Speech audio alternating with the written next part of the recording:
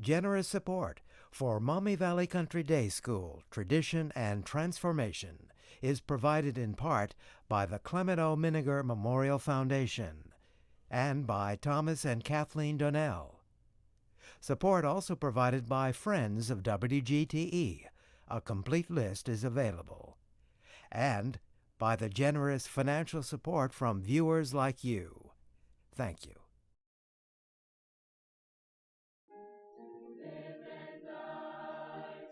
Our students come from all over Northwest Ohio and Southeast Michigan. They come from every socioeconomic background from the region and lots of different ethnic backgrounds. What they do have in common, again, is families that value education. Just some of those hardships that the school had to go through to get where we're at today kind of shows the strength of the community and the school in general. Maumee Valley is a school that really understands that the journey is a rich one, and it provides those opportunities for kids to explore so many different aspects of themselves while they're in school. My friends and the teachers, just the relationships that will last forever. I've been friends with other lifers for all these 13 years, and that will never end. My experience at Maumee Valley shaped my value system and therefore played a really large part in what I'm doing today. I think a huge part of the mission of the school goes beyond, just educating. It's about excellence. That, to me, is always the hope, that we aren't normal. We push the envelope. We challenge more. We try to make kids not only great citizens, but contributors and thinkers in the society.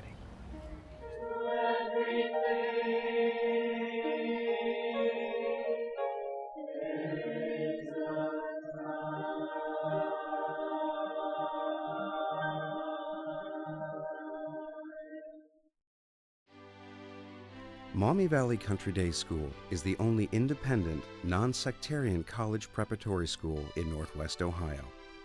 The school is located on 70 acres, half fields, half woods, that run alongside Swan Creek off Reynolds Road in South Toledo. In 2010, the school enrolled 497 students from pre-kindergarten through the 12th grade. Almost half of these students receive some form of tuition assistance. The school is fiercely loved by its alumni, most of whom consider their years at the school the most important time in their lives. In 2009, Maumee Valley celebrated its 125th year of operation in Toledo. How did this school get here? What is it all about? Why has it lasted so long? Maumee Valley's story begins in 1879, when Miss Mary and Miss Marion Smead became directors of the Bryan Seminary, a prestigious young ladies' finishing school in Batavia, New York. In 1884, their parents, including John Paul Jones, associated in those early years with both the Toledo Blade and the Toledo Bee Company, persuaded the Mrs. Smead to relocate their school to the other end of the lake to their own town, Toledo, the fastest growing city in America. It was a kind of genteel institutional kidnapping. A scant 2 months later, the entire seminary, students, staff, servants, and teachers, was packed onto a train. Many hours later, they pulled into the Island House Railroad Depot in the Middle Grounds, in the midst of a crackling Midwestern thunderstorm. They settled first on House Street, then Osborne in North Toledo. Then in 1887, they followed society to today's Old West End, and settled into the lushly beautiful Fitch Estate at Ashland and Irving Streets. The school that tumbled out of that train into the rainy Toledo midnight was a force. By all accounts, the Smead sisters were quintessential gentlewomen, but they were driven by a steely resolve. Their goal was not to finish their young ladies, it was to start them on a lifelong love of learning. Their determination to prepare their students for college was met with considerable opposition. Still, they persevered. Their graduates were soon welcomed at the finest colleges, and in 1909, The school was the first in Toledo to be accredited by the North Central Association of Colleges and Secondary Schools. When the Smead sisters retired in 1911, Smead School and the University of Michigan graduates Miss Rose and Miss Grace Anderson continued the school's high academic standards, adding their own progressive spin. Their kindergarten curriculum was modeled on the new Montessori teaching methods that were just then being taken up by forward-thinking schools in Europe and the United States.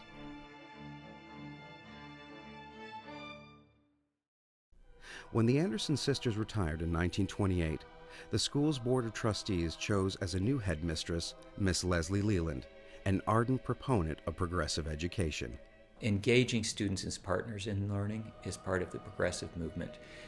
Again, students are not empty vessels waiting for the teachers to fill them up. Kids really learn best if they are involved in their own learning, if they are asking themselves questions and seeking to answer those questions and not just being fed information.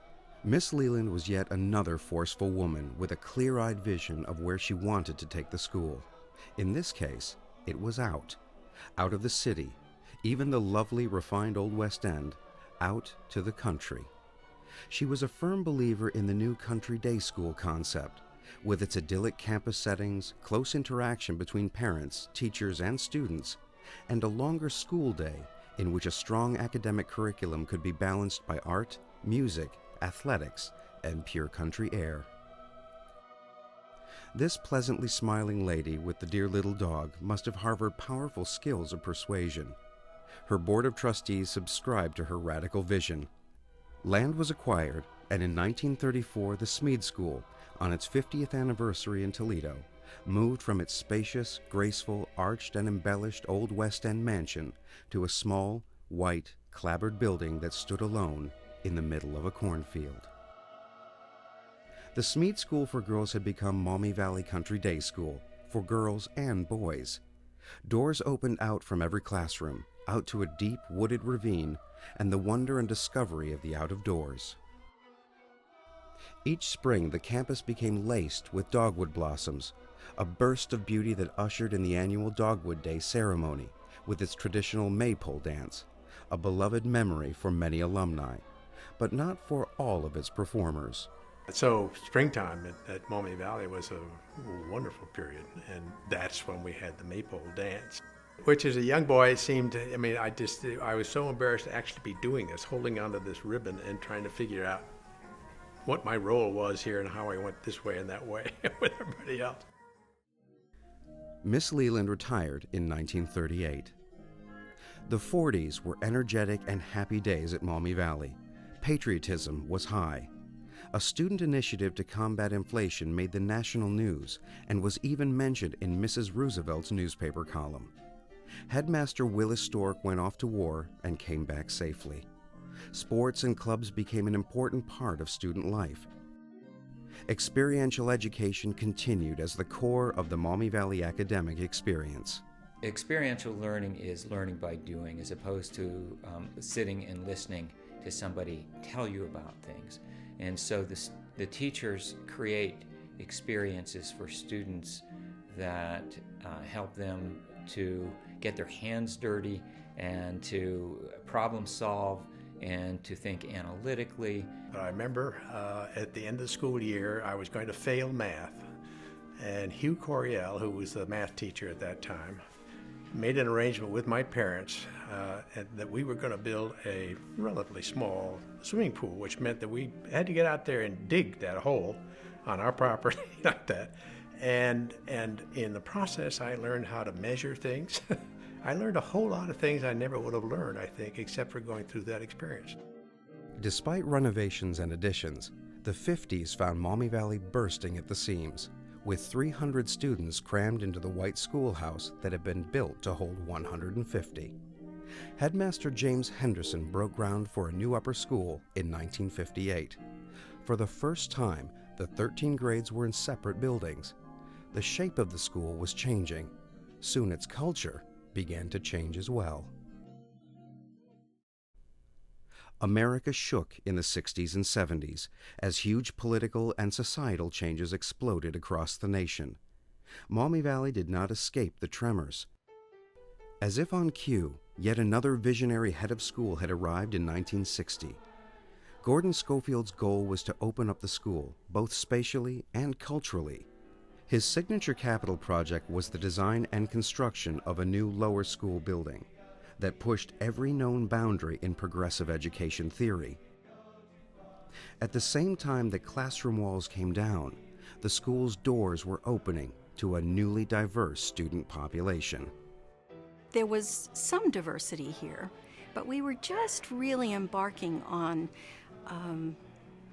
what should I say, a very purposeful campaign, if you will, to bring diverse population to our school. And not just in terms of ethnicity, but in terms of socioeconomic background, in terms of perhaps students who were from other parts of the country and moving in, and other parts of the world. As you know, in the Asian culture, education is the #1 priority. And so my parents put a lot of stock in where we were going to go to school and ultimately where we would go to college. We were told that my class, the 7th and 8th grade grouping that I was in, was probably one of the most diverse ever. I think that in those two classes together, I believe there are 13 or 14 African American students. And at the time, I think we had 44 people in our class or something like that. As the school reached out to these new students, they reached within themselves to find the survival skills needed in a new culture. It's sort of a standard thing in the research now to say that, is that you sort of have to be bilingual. So there's a way that you talk when you're at home in the neighborhood and at your house, and then there's a way that you speak when you're at school. And, beyond just the language, there's cultural adaptation. For some parents, there was just too much innovation at Maumee Valley. New headmaster Jerry Milhon arrived in 1973. So what did I walk into? I walked into a school that I had known was very respected around the nation for a number of things. It had made major commitment to an African American program. It had a very strong faculty. It had a long tradition of being fairly unique in the independent school world. That was in my mind when I came in.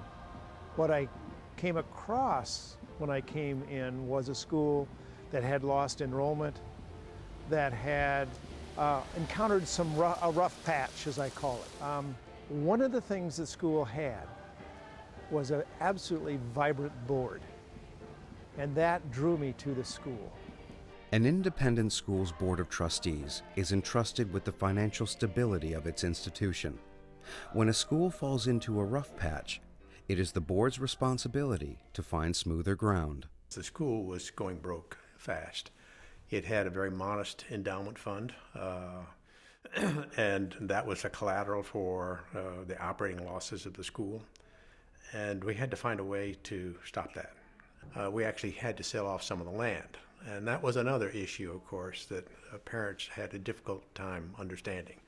It was at a time when everything on Reynolds Road in the Maumee area here was growing. Fortunately, we were able to do it in a way so that we really could kind of isolate the school from all of that helter-skelter and development. And today it's like a wonderful little oasis. When the winds of change had calmed and the dust had settled, it was clear that once again, the school had staked out new territory. And sure enough, it has endured. And I think the open classroom space that you see behind me has given us flexibility. It has given us a wonderful sense of community, a place to learn where children are interacting with all kinds of adults, not just the teacher who happens to be in the classroom. We walked in there and you see that great big beautiful open room, and the teachers explained how that plays into how they teach the kids, and immediately we're like, wow, that's really fantastic. The kids are in their classroom, but they're all open to each other. They can leave the classroom and go to the resource center or the library and go back. They have freedom. And today, Maumee Valley's rich cultural mix is the primary reason that many parents choose the school for their children's education. There won't be a single significant world culture that my kids haven't been exposed to already. And it's a place where children can be prepared to thrive in the world. In the late 70s, the school was faced with another crisis, this time not of its own making. In the late 70s, the Columbia Gas kept turning us off, turning us on, allowing the school to close and open at their whim. And we moved this body of kids, 300 plus strong, into the Secor Hotel downtown for 7 weeks because they had steam heat, and were able to reinvent our curriculum and expose the kids to some of the powers of downtown Toledo, and to show them that there are other ways education could go on. Out of that grew the second really interesting phenomena, which was a program we called winterm, which was a 4 to 5 week program where kids work with faculty in a one-course in-depth component, and it could be anything from something with ancient history to rebuilding a car. I can definitely say that those experiences that I had over winterm really shaped my thinking about education overall and what I wanted to do with my life. I spent 2 of my winterms, my junior and my senior year winterms, with Michelle Rhee, who is Chancellor of the Washington School District.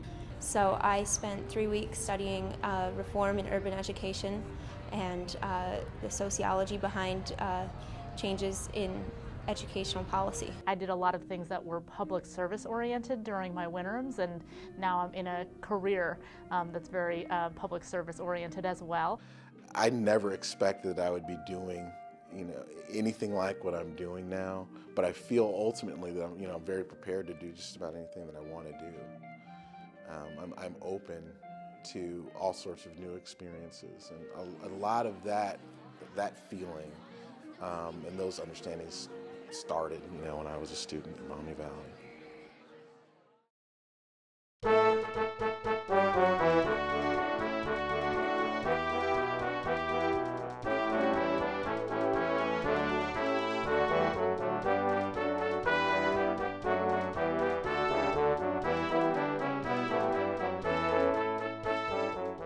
Athletics, with their emphasis on sportsmanship, fitness, and healthy competition, have been important to the school since its earliest days.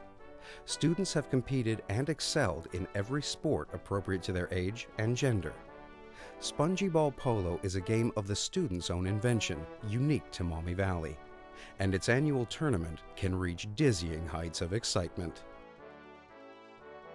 In the 1980s, teacher and soccer coach Laszlo Kolte infused not only his Maumee Valley teams, but also players of all ages throughout Northwest Ohio, with his passion for the great international game. The same passion still drives the school's players to local and state championships. A capital campaign in the 80s resulted in a fine new track to support the school's long history of excellence in the sport. A major 1990s campus facilities plan spearheaded by head of school Phineas Anderson included a new gym, health and fitness center, and extensive improvements to all of the playing fields. Peter Stevens, head of school from 1982 to 1990, led a strategic plan that expanded the school's campus. His emphasis on global awareness significantly expanded the school's mission. In the 80s, our Board of Trustees established that we were a school that would prepare our students for global citizenship. It was really very much ahead of its time in looking that direction, and we have now a formal global studies program. We have a global speaker series, we have a global book club, and we have sister school relationships with schools in China, in Sweden, and in Ecuador. Maumee Valley accepts children who it believes will succeed within its demanding academic curriculum. Maumee Valley attracts bright kids, curious learners who care a lot about their own education. And so we have students who really are interested in challenging themselves to learn more, to push boundaries, to discover the world. I think one of the things that Maumee Valley was wonderful at was making sure that every single student, regardless of what issues, challenges, learning disabilities, whatever each student may have come to school with, was that there was an incredibly high bar for what the students were expected to achieve. I think that is the greatest challenge about coming here, is learning how to think differently, how to think more in depth about what you're reading and what you're doing and what you're learning. You have to communicate with the students you're working with. You have to argue what ideas are good, which ones you want to throw out for a project, and just that interaction is really nice in the classroom.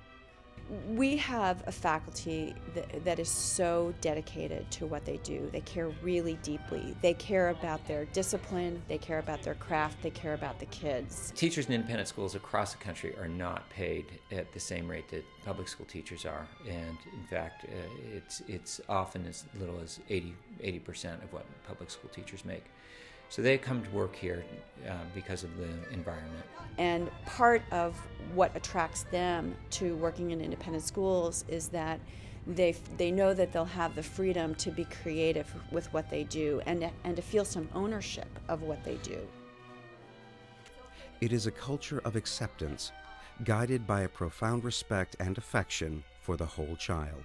So we're a school where you don't really, students don't really have to round off or smooth off their edges. They get to be themselves here, and that they're accepted and respected for that. Children and parents as well can check things at the door, whether that is ethnicity, whether that is the culture they came from, whether that's their economic standing. All that gets set aside when the kids come through the doors. Since its earliest days, the school's philosophy has been that a person is not truly educated without exposure and knowledge of the arts. That, indeed, immersion in the creative process is essential to life. The arts are part of the day, part of the curriculum, not adjacent to, or if we have time for, we'll do some art or music, but an integral part of the academic day. The Wolf Gallery, dedicated in 1991 on Headmaster Dick Cadigan's watch, is central to the campus, both architecturally and as a symbol of the school's dedication to the visual arts. Theater has been a vital part of the school since the Smead School players staged elaborate Gothic dramas on its deep lawns. But for its first 100 years, the school's actors had no space worthy of their considerable talents. The entire school family gave deep breaths of wonder and gratitude at the unveiling of the Millennium Theater, a capstone of the 1997 Capitol campaign. We have a drama department, we have a wonderful string ensemble, we have beautiful choirs, and it has not only brought joy to our hearts, but it has brought joy to many people in the community.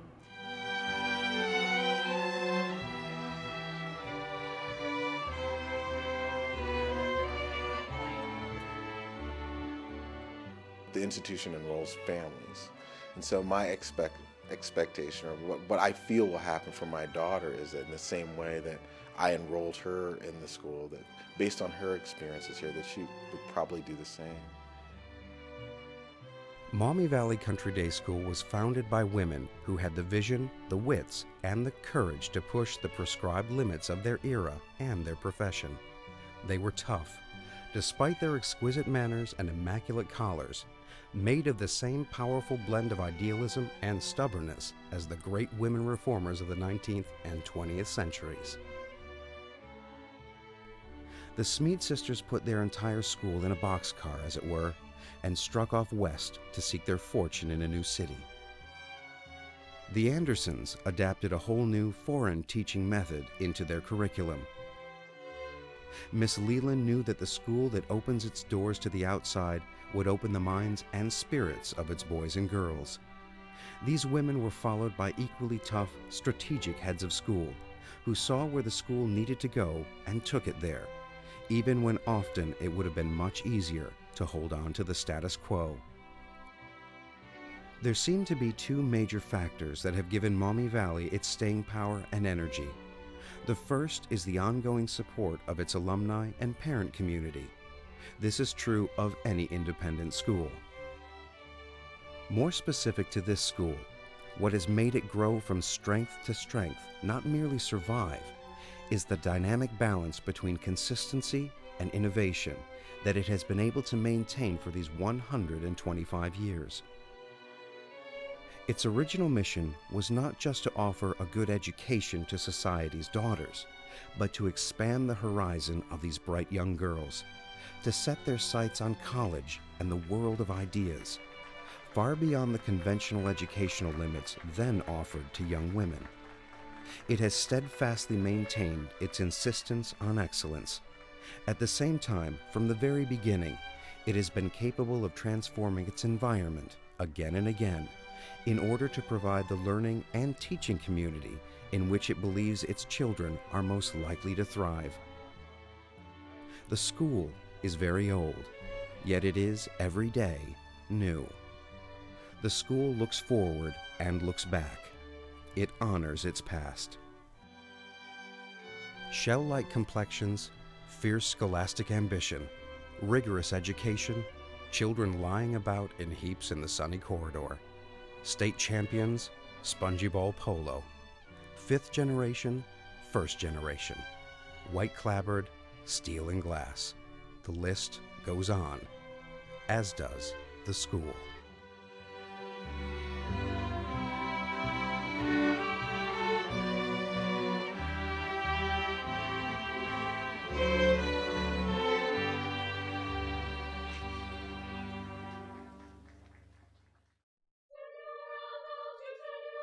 Don't you let nobody turn you round, turn you round, turn you round. Don't you let nobody turn you round. Keep the straight and the narrow way.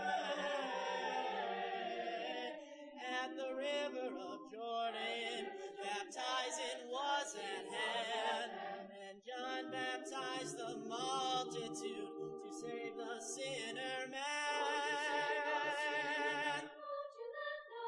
Don't you let nobody turn you round. Don't you let nobody turn you away. Some they come by water, and some they come by land. But when we get to heaven, we'll shake each other's hand. Don't you let nobody, don't you let nobody, don't you let nobody turn you around. Don't you let nobody turn you around. Keep the straight and the narrow way. Keep the straight and the narrow. Turn you around, don't you turn you around. Don't you let nobody turn you around. Generous support for Maumee Valley Country Day School, Tradition and Transformation is provided in part by the Clement O. Miniger Memorial Foundation and by Thomas and Kathleen Donnell. Support also provided by Friends of WGTE. A complete list is available.